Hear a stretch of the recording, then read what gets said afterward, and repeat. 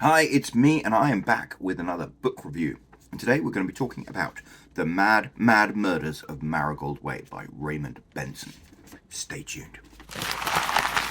Hi guys, it's me. Cheers. I'm here with another book review video, and today we're going to talk about The Mad, Mad Murders of Marigold Way by Mr. Raymond Benson. I just finished this book and I enjoyed it immensely. It was an immensely satisfying reading experience. Whenever I do book reviews, I always like to talk about why I chose to read this particular book. In this instance, I chose this book because of Raymond Benson. Raymond Benson is an author I really like and appreciate. He is a very, very well-respected prolific author. I think he's written over 40 novels. But to me, I became aware of him as a teenager when he took over the reins of writing the James Bond continuation novels. So there's a guy called Raymond Gardner who wrote a bunch of them, and I read them. They didn't really gel with me. They seemed a bit hokey with characters called stuff like Lavender Peacock, and then Raymond Benson took over, and there was a bit of a furore because they were like, how can you have an American come in and write the James Bond continuation novels? But Raymond, I seem to remember, it kicked off with a short story in Playboy magazine, and I got that Playboy magazine just so I could read the short story. And then he wrote a whole series of books, and I really enjoyed them. And I remember growing up on a farm in the middle of nowhere. Nearest neighbor was 4 miles away, so I didn't have much else to do except read books, and I devoured all of Raymond Benson's books, and I really, really enjoyed them, and they stuck with me because, unlike the Gardner books, they seemed like continuation novels of James Bond. I mean, you could actually imagine this being the adventures of a secret agent as created by Ian Fleming, whereas the Gardner books tended to get a bit hokey and almost kind of inspired, I think, by the lunacy of some of the movies.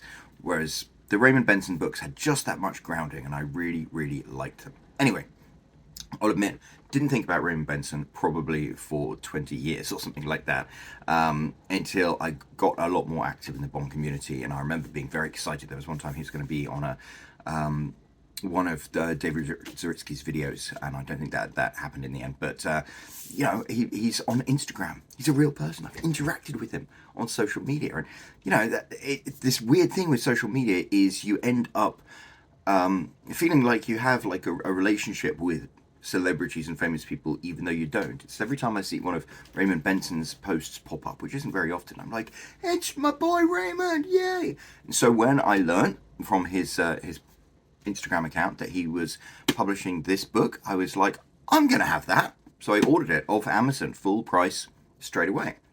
And I think, yeah, when you appreciate an author and you feel like you have a connection with them, which is something social media does really well, you want to support them. And I think that's also, Raymond Benson, like it or not, is part of the James Bond community. He might not like it or not, because I'm sure he's written all of these amazing books, and perhaps he's a bit disappointed that so many people are so drawn to the fact that he wrote these continuation novels. But Raymond Benson is part of the Bond community, and in the Bond community, we support each other. I think it's one of the coolest things. If people launch products or do creative things, the rest of the Bond community come together to support them. And so for me, it was like, yeah, zero thought. I was just straight to Amazon to buy this book and read it, which is interesting because when I jumped into reading it, I didn't really know. I mean, I could see from the cover, it looked like it was a murder book, a murder mystery book, maybe.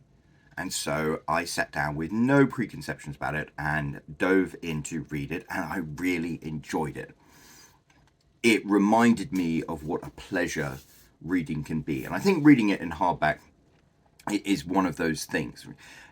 I read a lot of stuff on my phone or on an ebook reader or a Kindle or something, and I hate to say it because I've made all my money from selling ebooks, but it's not the same. There's something really lovely about sitting down with a glass of whiskey and reading a book. And this is a wonderfully crafted book. That's the thing about Raymond Benson, is Raymond Benson has written 40 novels. Like, he's a craftsman.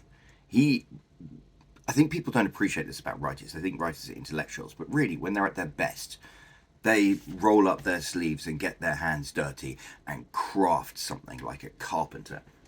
And this is a really well crafted book. I'm not sure where the inspiration came from, But Raymond Benson wrote a book that is really satisfying to read. It's got short chapters. It's written from the perspective largely of two characters, but there's also a twinkly-eyed narrator who goes through it. And it's the story of a murder, or actually multiple murders.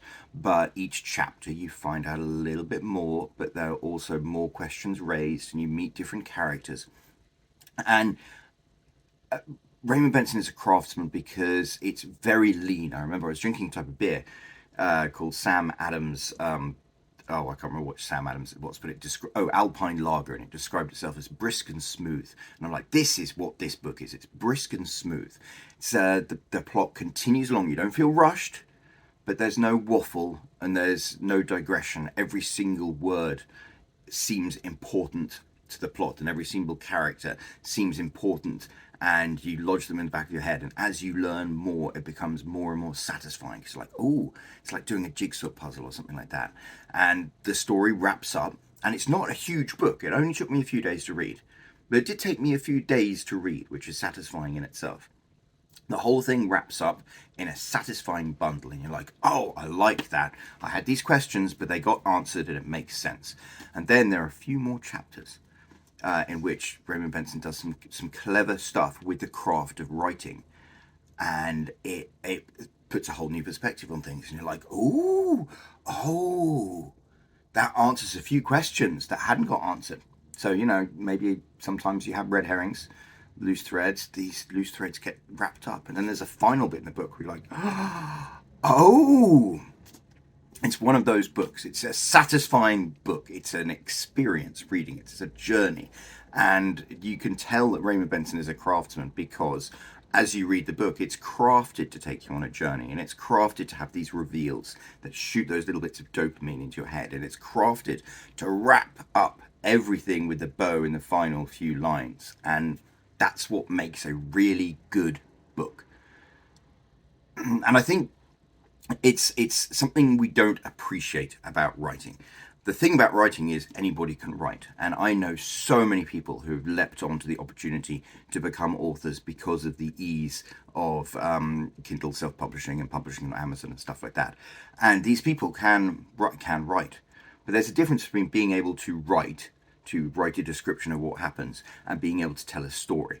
And it's a book like this that really reminds me of what that difference is. Because when you write, you have a narrative of what happens. These are the events that happened. And most inexperienced authors, their book is often in the third person, or maybe the first person, but just like a description of the narrative at the end. When you are a craftsman of a writer, you realize that narrative and story are two separate things. Story is like the beats of a poem. And so what you do is you get your narrative, and then you emphasize certain bits and you minimize certain bits, and maybe you do some interesting things for some timelines and stuff. So your narrative gets wrapped around into the structure of a story. And it's the structure of the story that gives the beats, that give the satisfaction and and make you feel satisfied when you read the book. And then Raymond Benson uses the craft of writing to look at how you're going to present your narrative in the structure of a story. Like, whose characters are you going to see these events through the eyes of? Which colors what that character knows, and more importantly, what that character doesn't know. And then when you have alternating points of view, then there are characters who might not know something that character does, or might know something that character doesn't, but you as the reader get to know both. And yeah, this book uses points of view in a very satisfying way to give you more reveals as the story goes on. So it's a really well crafted book. Raymond Benson is a master craftsman, and so I really enjoyed the entire experience, and I absolutely recommend it to anybody who likes a good tale. But I mean, as I was reading this, obviously you always make comparisons with other writers. I don't know what Mr. Benson would think about this, but I thought about Stephen King a lot. This isn't a horror book. It's not gory. It's actually very palatable in terms of that for a murder mystery book. I'd almost call it a cozy murder mystery book.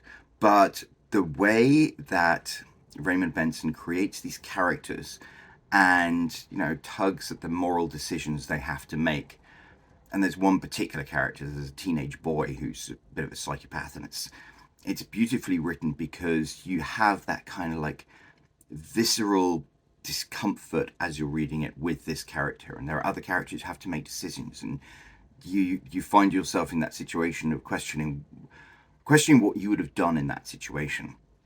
And there are a number of sections of this book where I actually, you know, felt emotions driven by the experiences the characters were going through, and that again is a really, it's a sign of a really well crafted book. And so Stephen King has that uncanny ability to add like just a little creepy vibe to a very suburban scene. And this book is literally set in the suburbs, but there's just this eerie feeling of stuff going on behind the scenes and this visceral danger, but it's also written, unlike Stephen King, in a very cozy way. So I like that. I kept thinking when I first started reading this book how it almost read like a screenplay as well.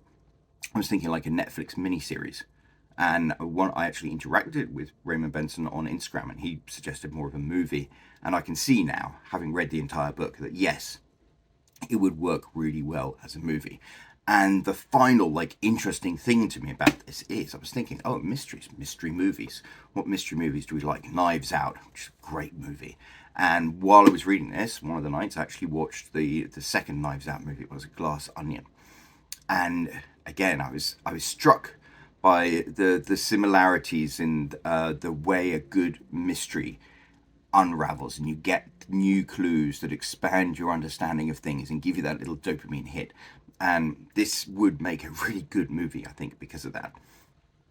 The other interesting thing about Glass Onion and the Mad Murders of Marigold Way, which I think is pretty unique, is they are both openly set in the pandemic. And I've seen so many TV shows and so many movies that basically just ignore the pandemic and pretend it doesn't exist, which is understandable because the pandemic and the whole thing of wearing masks and stuff was just a moment in history. But at the same time, it's a moment in history. And I think this book might end up going down in history, or going down in some kind of, with some kind of notoriety, just because it is a book that is an absolute snapshot of a moment in our history. Like, the pandemic was this bonkers period that, you know, when my kids talk to their kids about, that probably won't sound real, but it's nice to read a book in which that actually plays an important part of the plot and what the characters do and how the characters interact. So this is a unique book because instead of pretending the pandemic didn't happen, it leans into it and is a story in which the pandemic plays an important part. So there we go. I've waffled on for long enough, but it is a really enjoyable book. Good job, Raymond Benson. You've still got it, as they say. And I can't wait to read what you come out with next. So I definitely recommend this to anybody who is intrigued. Definitely worth a read. Buy in hardback. You know, I know it's not good for the trees, but it's worth that experience. And hopefully, if you enjoyed this book, let me know it down in the comments section below. And I'll be back with another video, another book review very soon. Ciao. I'm Roland Hume. I've sold 67,000 copies of my books. If you want to find out how I did it, I've got the link right here you can click. And otherwise, don't forget to subscribe. I've got more videos coming soon. Thank you.